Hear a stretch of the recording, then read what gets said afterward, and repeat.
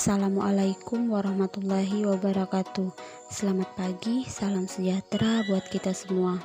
Semoga kita semua dalam keadaan sehat walafiat tanpa kurang satu apapun. Baik anak-anak, sebelum kita mulai pelajaran pada pagi hari ini, marilah kita berdoa menurut agama dan kepercayaan masing-masing. Semoga pelajaran yang akan Ibu berikan pada hari ini dapat kalian terima dengan baik dan proses pembelajaran berjalan dengan lancar. Baik, pada hari ini kita akan mempelajari tentang historiografi Indonesia. Jadi pada pelajaran sebelumnya kita sudah belajar tentang penelitian sejarah, dan tahapan yang terakhir dalam penelitian sejarah yaitu penulisan sejarah atau historiografi. Jadi pada pembelajaran kali ini kita akan mempelajari tentang pengertian historiografi, kemudian jenis atau macam historiografi, dan yang terakhir tahap penulisan historiografi. Adapun tujuan dari pembelajaran kita pada hari ini, yang pertama, siswa dapat menjelaskan pengertian historiografi, kemudian siswa dapat menjelaskan jenis historiografi, dan yang terakhir siswa dapat menjelaskan tahapan penulisan historiografi. Yang pertama yaitu pengertian historiografi. Jadi historiografi ini berasal dari bahasa Sanskerta yang terdiri dari dua kata, yaitu histori yang bermakna sejarah dan grafi yang bermakna deskripsi atau penulisan. Jadi secara umum historiografi adalah tahapan terakhir dari sebuah rekonstruksi suatu peristiwa sejarah yang terjadi pada masa lampau yang dilakukan oleh seorang sejarawan. Kemudian historiografi karena ini adalah tahapan yang terakhir, jadi seorang sejarawan terlebih dahulu melakukan tahapan heuristik, kemudian kritik dan interpretasi yang dilakukan oleh seorang sejarawan agar menghasilkan sebuah karya sejarah yang bisa berupa buku, film, serta diorama. Yang B yaitu jenis historiografi. Yang pertama adalah historiografi tradisional. Jadi historiografi tradisional adalah penulisan sejarah yang dimulai dari zaman Hindu-Buddha sampai masuk dan berkembangnya Islam di Indonesia.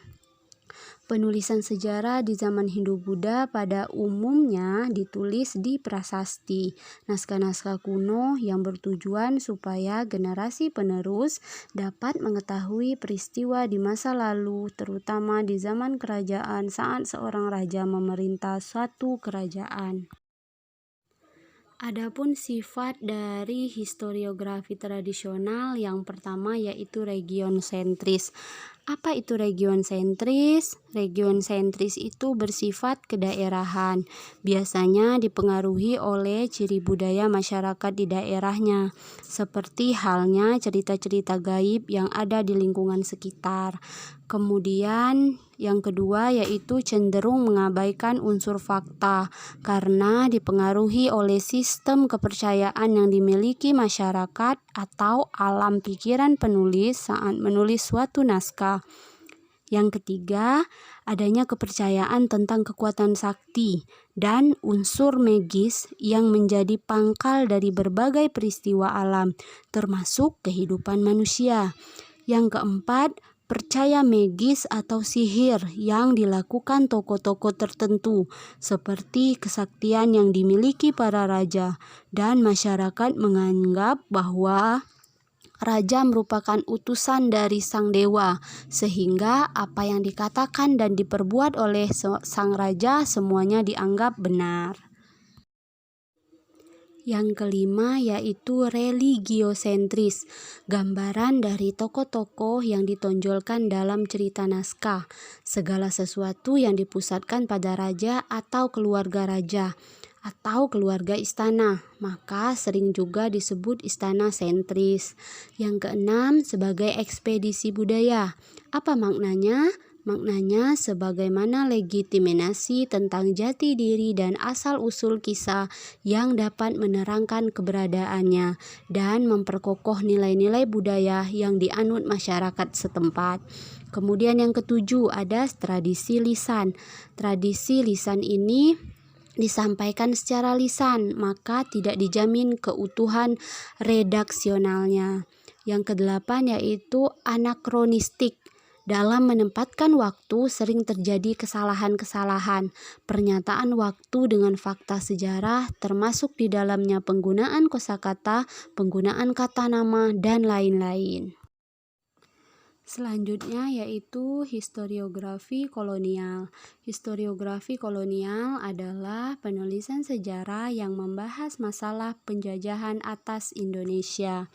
Berbeda dengan historiografi tradisional, historiografi kolonial merupakan penulisan sejarah yang membahas masalah penjajahan bangsa Belanda terhadap Indonesia. Penulisan tersebut dilakukan oleh orang-orang Belanda.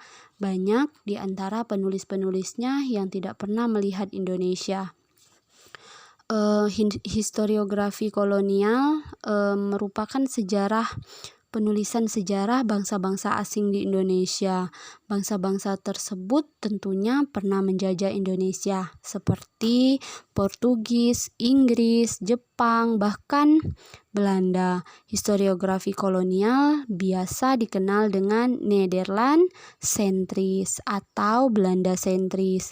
Dikatakan demikian karena titik urai dalam historiografi kolonial mencakup pembahasan tentang segala rupa kegiatan bangsa Belanda, profil pemerintahan kolonial, aktivitas para pegawai pemerintah kolonial dan gubernur jenderal saat bertugas di tanah jajahannya. Sementara kondisi tanah jajahan mereka benar-benar mereka abaikan. Setelah adanya historiografi kolonial, ada juga historiografi nasional. Apa itu historiografi nasional? Historiografi nasional adalah historiografi yang dimulai saat Indonesia dinyatakan merdeka dari penjajahan. Kapan itu? Terjadi sejak tahun 1945. Sejak itu, sejarawan mulai menulis sejarah Indonesia. Peristiwa-peristiwa penting yang dialami Indonesia setelah merdeka pun juga ditulis, seperti proklamasi kemerdekaan Indonesia dan pembentukan pemerintahan Republik Indonesia. Kejadian-kejadian sekitar proklamasi kemerdekaan Indonesia yang meliputi sebab-sebab serta akibatnya bagi bangsa ini merupakan sorotan utama para penulis sejarah. Historiografi nasional sama halnya dengan historiografi kolonial. Jika historiografi tersebut kental dengan Eropa sentris atau Belanda sentris, maka di historiografi nasional pun lebih dominan Indonesia sentris. Jadi anak-anak, kalau di historiografi kolonial itu adalah historiografi yang hanya menceritakan tentang Belanda dan Eropa dan negara-negara yang pernah menjajah Indonesia, dan sama halnya dengan di historiografi nasional, para sejarawan hanya menulis tentang kejadian-kejadian masa lampau yang hanya melibatkan orang Indonesia saja. Indonesia sentris merupakan penulisan sejarah yang mengutamakan atau mempunyai sudut pandang dari Indonesia sendiri. Pada masa kemerdekaan, penulisan sejarah telah dilakukan oleh bangsa sendiri yang mengenal baik akan keadaan negeri ini. Jadi dapat dipastikan bahwa isi dari penulisan tersebut dapat dipercaya. Kemudian penulisan sejarah yang Indonesia sentris memang sudah dimulai jauh pada masa kerajaan-kerajaan. Tetapi kemudian ketika bangsa barat masuk ke Indonesia, maka era penulisan sejarah yang Indonesia sentris mulai meredup dan digantikan oleh historiografi kolonial. Begitu anak-anak. Kemudian yang terakhir adalah historiografi modern. Historiografi modern adalah penulisan sejarah berdasarkan kaidah-kaidah ilmiah. Historiografi modern ada setelah historiografi nasional sekitar tahun 1957 yang dianggap sebagai titik tolak kesadaran sejarah baru. Diresmikannya pada waktu terselenggaranya Seminar Sejarah Nasional Indonesia yang pertama di Yogyakarta. Kemudian diadakan lagi Seminar Sejarah Nasional kedua tahun 1970 juga di Yogyakarta. Dalam seminar pertama tersebut membahas mengenai filsafat sejarah nasional, periodisasi sejarah Indonesia, dan pendidikan sejarah. Itu semua dianggap sangat penting dalam sejarah. Dalam periodisasi sejarah menginginkan para penulis sejarah mengenai Indonesia berpindah aliran dari Eropa sentris berpindah ke sejarah Asia sentris. Yang terakhir yaitu tahapan penulisan sejarah. Penulisan hasil laporan hendaknya dapat memberikan gambaran yang jelas mengenai proses penelitian dari fase awal hingga akhir atau penarikan kesimpulan. Penyajian penelitian secara garis besar dan sederhana terdiri atas 3 bagian, yaitu pendahuluan, pembahasan atau hasil penelitian, dan penutup. Setiap bagian biasanya dijabarkan dalam bab-bab atau subbab. Di samping itu, pada bagian depan ada halaman judul, kata pengantar, dan daftar isi. Dalam hal ini bisa ditambahkan daftar tabel atau daftar gambar. Adapun di bagian akhir terdiri atas daftar pusaka dan lampiran. Secara umum, bab atau subbab yang ada di dalam pendahuluan, pembahasan, dan penutup sebagai berikut. Yang pertama yaitu kejadian yang diceritakan secara kronologis dari awal sampai akhir. Yang kedua ada penentuan fakta kausal, penyebab dan akibat. Kemudian yang ketiga perlu adanya periodisasi berdasarkan kriteria tertentu. Yang keempat perlu adanya seleksi terhadap peristiwa sejarah. Dan yang kelima bersifat deskriptif analitis. Baik anak-anak, itulah tadi pelajaran kita hari ini tentang historiografi Indonesia.